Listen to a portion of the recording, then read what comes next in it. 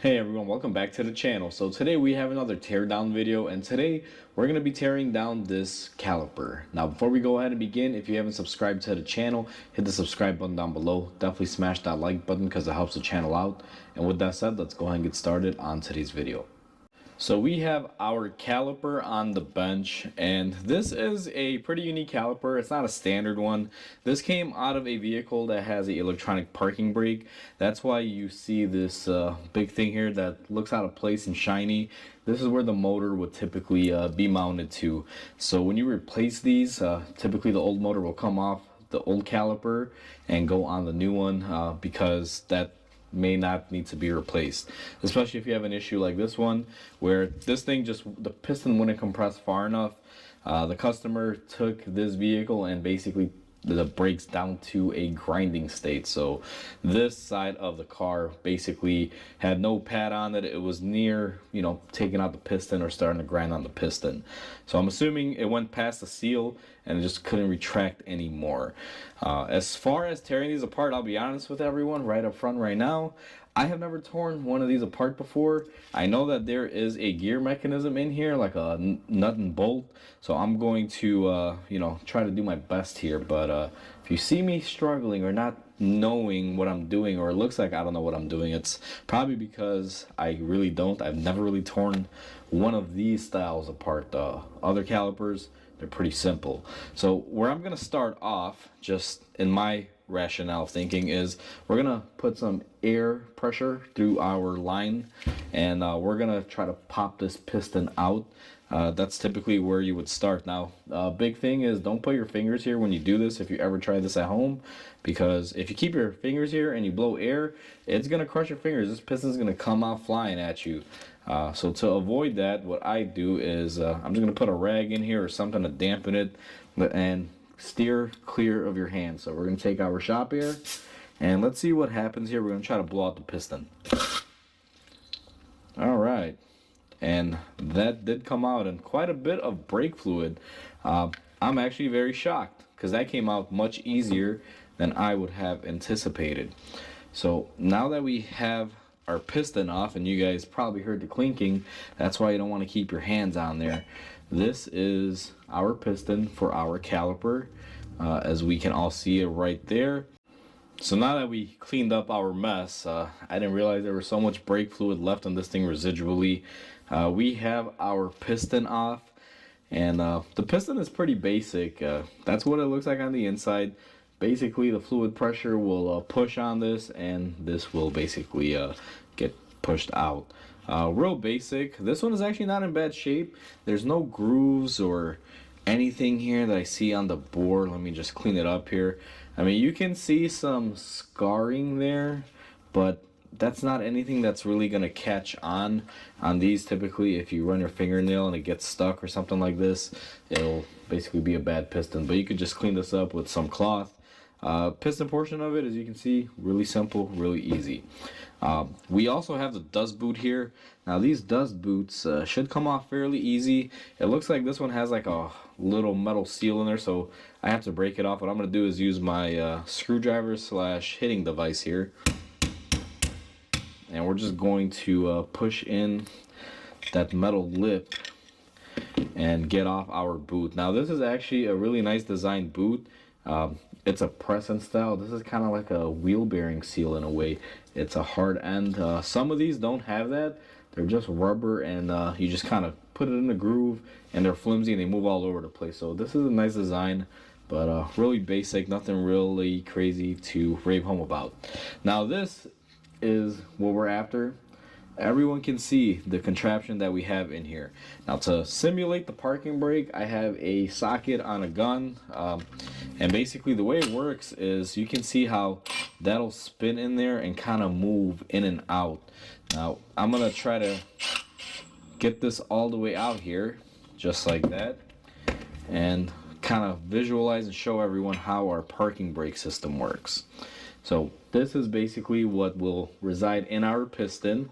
As you can see, it form fits in there, and it has a screw side. And the way the parking brake is actuated, which I'll show everyone here in a second, is basically this will push on the piston, applying the parking brake.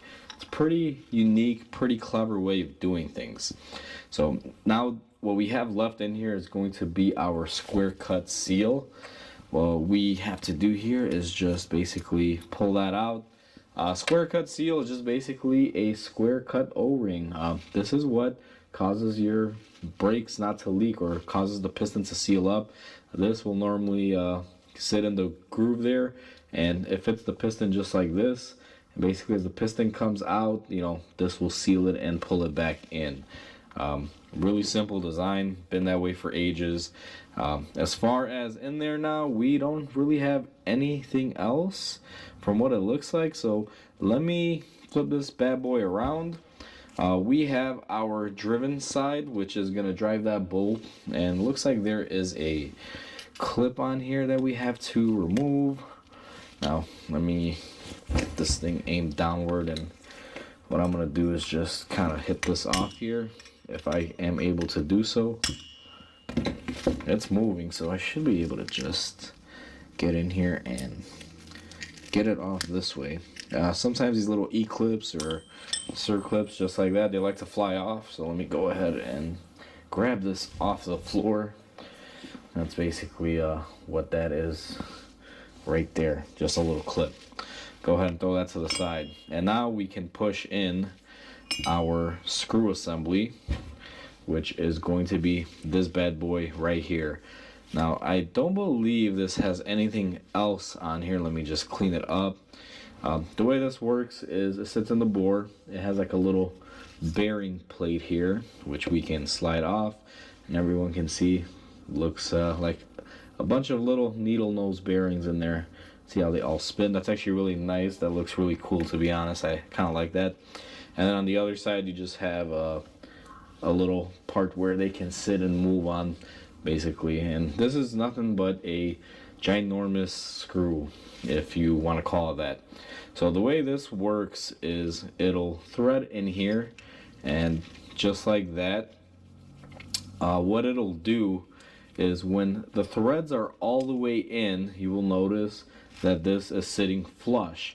But then as you unthread it pushes it out. To give everyone a good visual representation, when your parking brake is applied, what the parking brake motor does, and let me see if I can do it this way, kind of mock it up, is that it will sit in there, and when it sits in there, like right now the way it is, the parking brake would be on.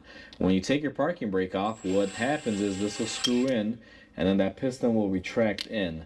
And then if you apply it, as you can see, you unscrew it again, it pushes it out. It's really clever, really unique.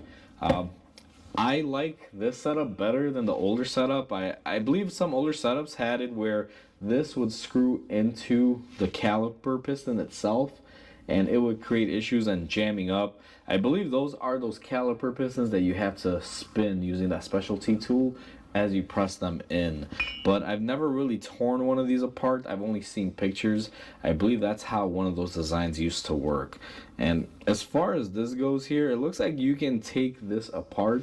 It looks like this is just pressed in there, or maybe there's some sort of specialty tool there where that goes into to hold it, and then you can unscrew this off, maybe to replace that insert if in case the threads ever get worn out or broken, which would make sense because they do rebuild these. So everything here is serviceable. I don't know if they do make service kits for them, but I can't believe that they wouldn't, because they always make rebuild kits for a lot of these calipers. And to get a little bit more into this caliper, we also have a little O-ring gasket right here that is basically sealing up our electric motor. And the only thing that we have left is going to be this bleeder nipple here. If we can get this rubber boot off of here. Sometimes these things will stick on pretty good, and I think that's what's going on with this one. It's just on there. And if you want to get all the way down to a teardown, we can take this off, but I don't have the appropriate size. But basically, we have our stripped caliper, and the way they rebuild these is pretty simple. They'll basically, wear them down to this point. When you get them down to this point, what they do is they'll clean everything up, they have a special hone that they'll put in here to clean up any rust or anything. Now on this one, I don't know how well the camera's gonna pick it up, but there are some traces of orange in there. I don't know how well the camera's picking it up because it's hard to get the correct angle, but basically when they rebuild these, they'll hone out this, take off very light material if it's usable. They will basically remove the bleeder screw, make sure the threads, everything are good and clean, and chase those. They will also chase off any threads that are on this caliper, like where the motor goes into, where the line goes into. They make sure it's the correct standard size. Once they do that, they will basically clean everything up, and these, obviously, they'll clean them up, replace what's necessary. I would think they replace this needle bearing setup as well. The pistons normally get a polish and a cleanup, but the majority of the things that get replaced, at least I would think so, are all these rubber components. That's typically what goes bad on these calipers. And also, just in case I did miss one thing here, there's one seal that's left in our caliper that I'm gonna get out here that I completely missed. We also do have a little O-ring seal that sits in there. It'll basically sit in there where our screw went through to basically keep the brake fluid from coming out on this side. And it also looks like there is a brass bushing. I don't know how well we're gonna be able to pick that up, but if you guys see in there, it's a different color. I don't know if the camera can get it, but it looks like they have a brass bushing in here to keep this from being worn down. I'm assuming they probably replace that as well when they rebuild these, because that is a wear item, and that's actually really nice that they do that, because that means this core can be usable for, you know, multiple years without having to trash it. That's basically how a caliper is on the inside. Now, if you have a regular caliper that doesn't have a parking brake, like a front caliper or one that doesn't utilize this method, typically all you'll have in here is the piston with the square cut seal and this dust boot. That's pretty much it. And then obviously you'll have your bleeder screw and all of that, but the rest of this won't be in there because you won't need it. And then the way those work is just the brake pressure, the brake fluid pushes on everything. In case you're wondering, when this is together, how does the brake fluid get in there? As you can see, there's little cutouts, so the fluid can still get in there while this is being held back by the screw, and it will actuate this piston in and out as needed. So that is how that works. And I just dropped part of this, which is fine because this is gonna be you know, a rebuild. It's gonna get sent in. I just wanted to demo it and show everyone how everything works on these. Really basic design. Calipers really haven't changed since, you know, the beginning of caliper, you know, usage. They've just modified them and added, you know, things like this for parking brakes, which I think is pretty cool. Although I will say is I wish these motors that drive these calipers kind of standardize in price, because right now they can get pretty pricey. Even this caliper, it's not your typical $100 off the shelf. This was around $250. So unfortunately, even though this is a pretty basic caliper, even with this assembly, you're paying so much more just for a few extra pieces, which I think it's a little bit ridiculous, but at the end of the day, it is what it is. So either way, that is what's inside a caliper. Hopefully everyone enjoyed. Like always, comment, like, and subscribe because it definitely helps the channel grow. I hope everyone has a wonderful day.